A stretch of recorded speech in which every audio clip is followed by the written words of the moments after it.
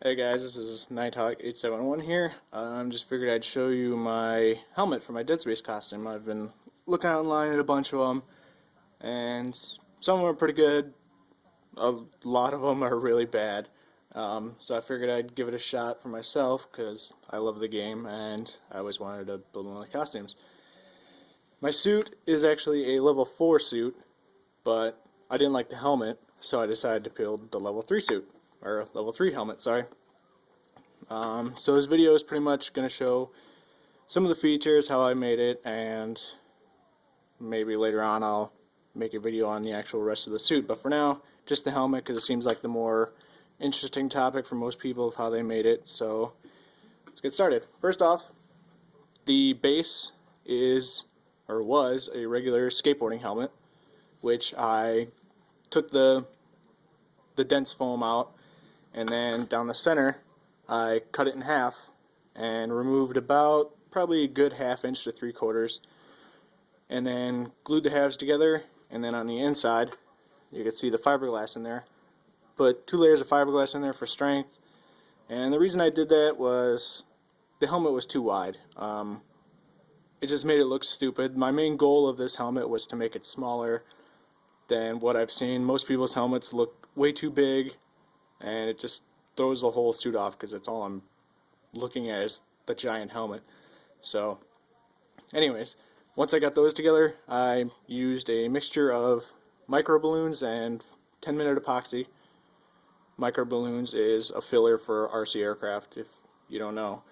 But I used that to fill in all the holes and the seam down the center. There's still a little bit of seam here, but I wasn't too worried about it at the time. Once that was dry, I wet sanded it, made it smooth, and that was pretty much the base.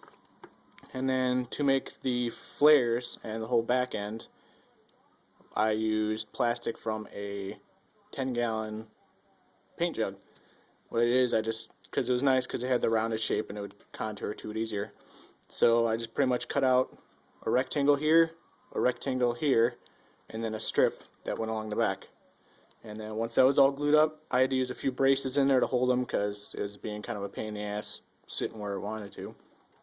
Once I got that all set, I did the same thing, ran some fiberglass on the inside, used the putty to fill in all the gaps, and wet sanded it, and the base was done. Next, I decided to build the slats since that seemed pretty daunting. I didn't have any templates or anything to go by, so I just kind of drew them up out of cardboard, fitted them. When they looked good, I transferred over them to balsa.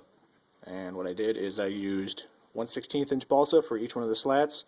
I put one layer for each of them, and then epoxied on a second layer, and then finally for all four, I used 1/32 hobby grade plywood and lined each one. The reason I did that was to make it a little more smooth and more resistant. The balsa just dents and stays dense.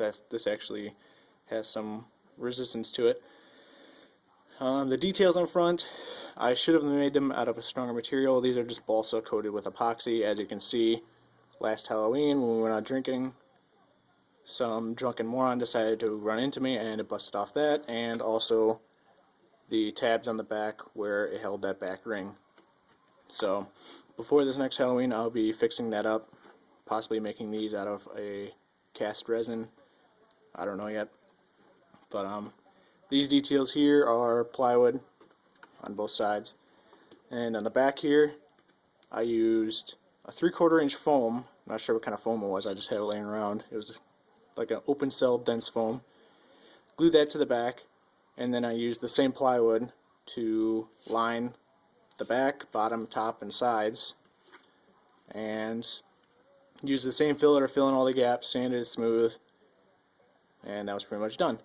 Then for the back here, this little detail, I used some more of the plywood, and I used little pieces of balsa, which I glued on, and then just sanded the edges smooth, a little better appearance, and then I just simply bent it around the perimeter, glued it on, that was good to go. Details on top, just a couple of small details, are balsa wood as well.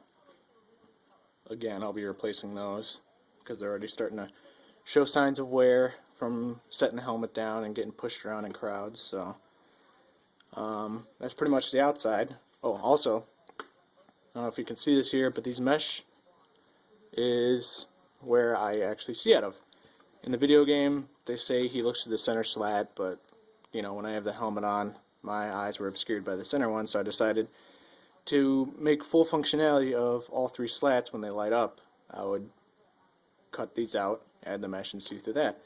What I did for those is I used a mesh from an old radio speaker and cut rectangles out, bent the corners up so I could fit it in there easier, and then I used some more of the putty just to fill the seams around so it would blend in a little bit more from a distance. And when it's dark out, especially with the lights on, you can't even see the mesh, so it works pretty well.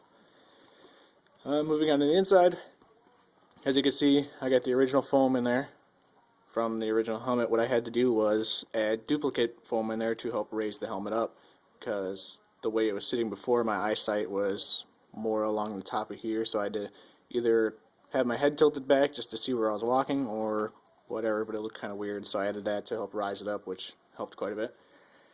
You're probably wondering what these things here are. Well, those are the light boxes that actually hold the LEDs for the front visors, or the whatever the hell you call those. Those are made up of balsa for the edges, sort of build the box up. Same for the top. I'll just be describing this bottom one since they're pretty much the same. And then on the inside, I used a piece of plywood and I glued 10 LEDs per slat. So in this bottom one there's 20 LEDs, in this top one there's 10. Those are wired in parallel, which all 30 LEDs are running to a single switch, and that's powered off of 2 AA's, which I calculated it out, and through real world use, I get about 6 to 8 hours of battery power for 2 AA's, which is pretty good. You know, we went out during Halloween, I didn't have a problem with the batteries dying on me, so that was good to go. Also, I aligned the inside of each box with aluminum tape, which helped the reflectivity, helped the light distribute a little more. Also, to make the LEDs diffuse more, I sanded the tips of each one on my belt sander, and then used the Krylon frosted paint and painted each LED.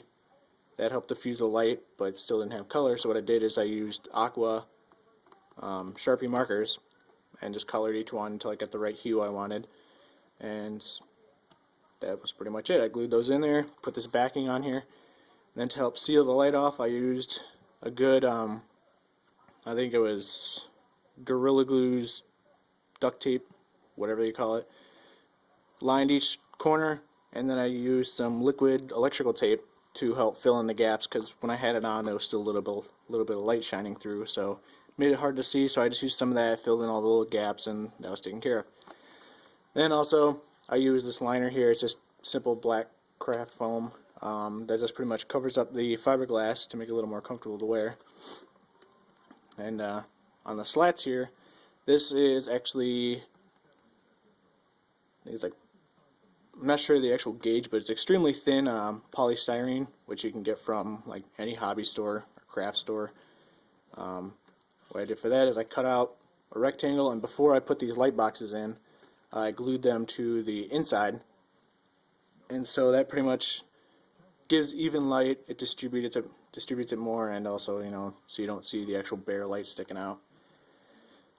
As far as painting goes, after everything was said and done, before I put the lights in, I hit it with Krylon's hammered copper, gave it about 4 or 5 coats, and then I used various darker tones like black and gray just to sort of give it some splatter, make it look like dirt. And then I used just regular acrylic silver to dry brush the edges, give it some worn look. As you can see, I added a few like gouge marks in there to make it actually look like it's war torn.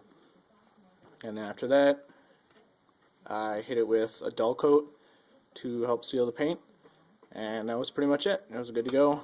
I cannot show you a demo of the lights right now because I need to resolder the wire up, plus it's too light out in here.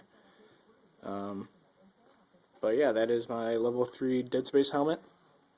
I will probably be showing the rest of the suit in a later video, depending on how this one goes. The suit is made pretty much the same way, using plywood for the armor plates, the gauntlet, and all the hand parts are made out of formed acrylic.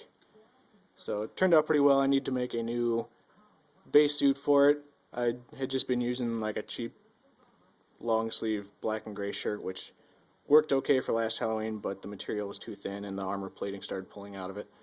So I'll have to figure that out eventually. But for now, here's the helmet. Hope you guys enjoyed the video, and stay tuned for the suit.